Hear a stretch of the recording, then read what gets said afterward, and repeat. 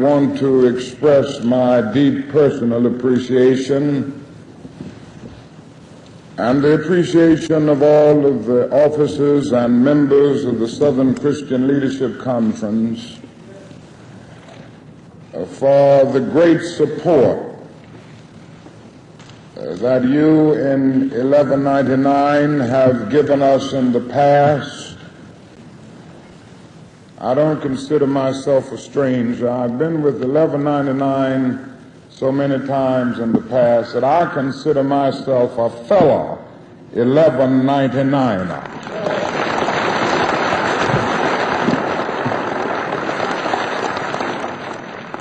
There are times that I'm often disenchanted with some segments of the power structure of the labor movement. But in those moments of disenchantment, I began to think of unions like Local 1199, and it gives me renewed courage and vigor to carry on, and the feeling that there are some unions left that will always maintain the radiant and vibrant idealism that brought the labor movement into being.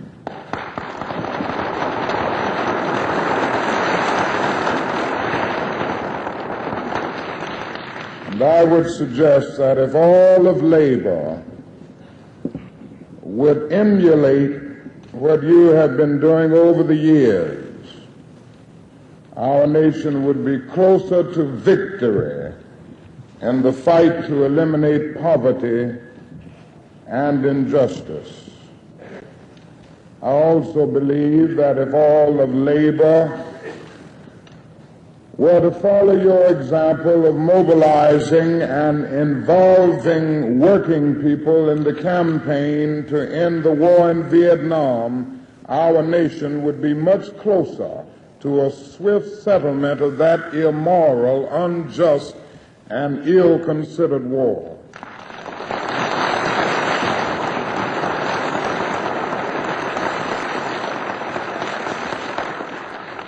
There are literally two Americas. In a sense, one America is beautiful for situation. That America is flowing with the milk of prosperity and the honey of equality.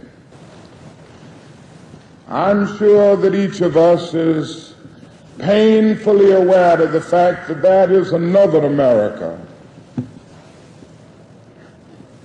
and forced to live in inadequate, substandard, and often dilapidated housing conditions.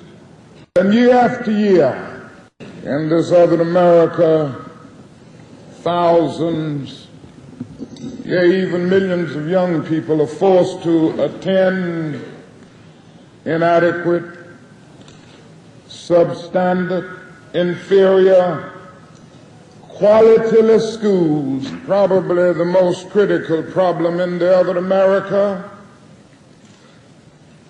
is the economic problem. By the millions, people in the other America find themselves perishing on a lonely island of poverty in the midst of a vast ocean of material prosperity.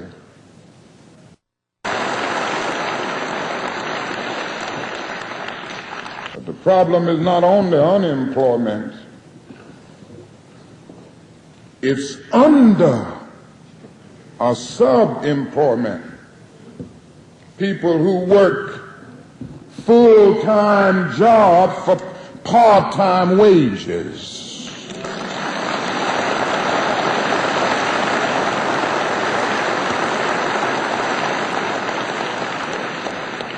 Most of the poor people in our country are working every day. You know where they're working. So often they're working in our hospitals and all over this country.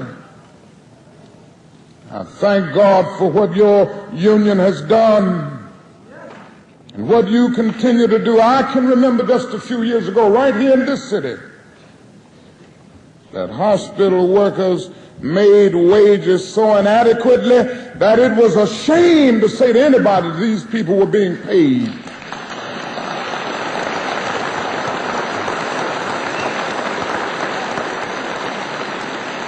And I've been over the country and I know about it. I've been on the picket lines. Hospital workers, whether it's at St. Luke's in Cleveland or somewhere else in Chicago. And I think of the fact that in most instances, in all too many instances, hospital workers are not yet organized. The fact is that freedom is never voluntarily given by the oppressor.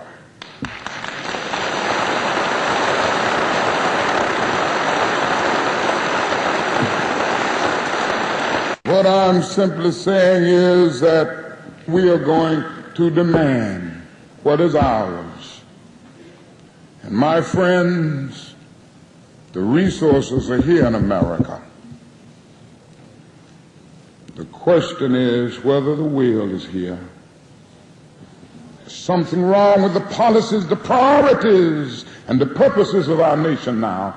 And we've got to say it in no uncertain terms. And I simply say to you that I'm afraid that our government is more concerned about winning an unjust war in Vietnam than about winning the war against poverty right here at home.